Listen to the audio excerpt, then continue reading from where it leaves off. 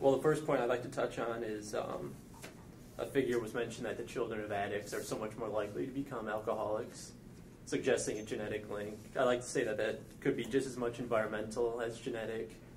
I think Megan kind of mentioned that before.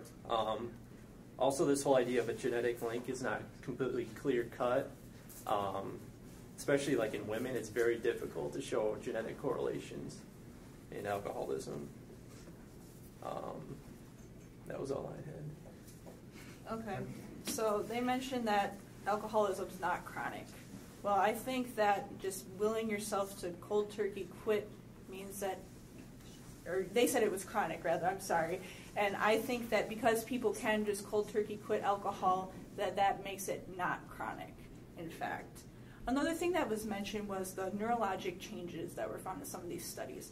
I actually read some of these studies preparing for the pro argument, and one of the problems with these studies that they mentioned at the very end is they really couldn't prove which came first, the neurologic changes or the exposure to alcohol. So they said further study would be needed. So that doesn't really prove anything.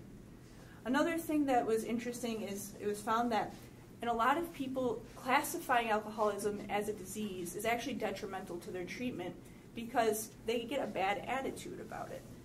Basically, what they said was, where am I at here?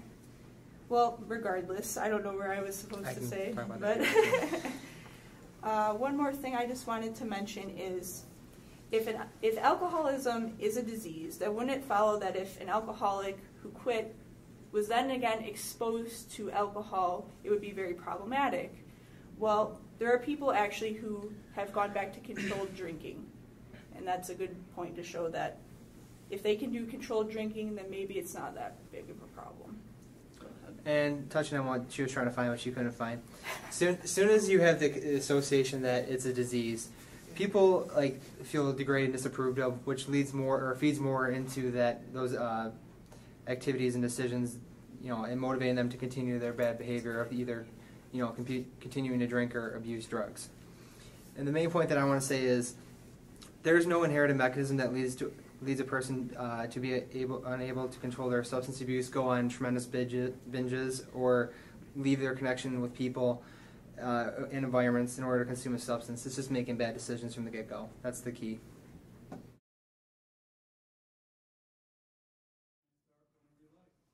Okay, I'd like to start off with the fact how they're saying addiction and alcoholism does not fit into the definition of a disease.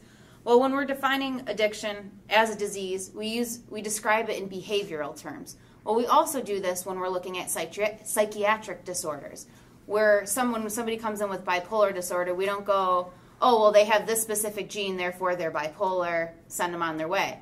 We're looking at their actual behavioral attitudes and diagnosing them and treating them that way. Alcoholism is the same thing. We're looking at the behavioral attitudes and things that they're having and being able to treat those. That's that for that one. And there's a couple arguments made about since you're able to switch to controlled drinking, that's not necessarily a disease, but that can be related to other disease states as well. It's like if someone that has hypertension, even though they have the hypertension that is controlled, they're still considered to be someone that has that disease as hypertension.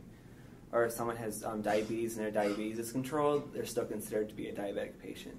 And so saying that just you're able to control it would not make it a disease, that would contradict a lot of other disease states that you're able to control but still have the disease. I just have one extra point to make. I think the first thing that Josh said was that addiction was 50% genetic and 50% poor coping skills.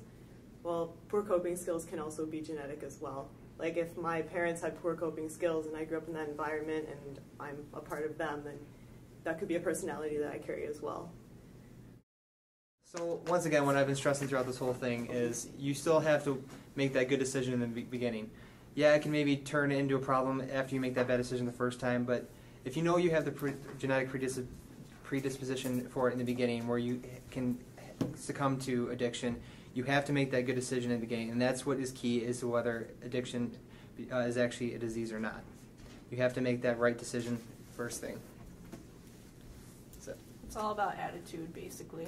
Everything's about attitude and willpower, and that's what it boils down to in the end, whether you're classifying or treating the disease.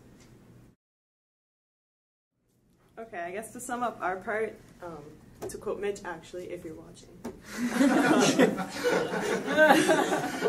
Wow. Once you're an addict, you are always an addict. And he learned that from AA.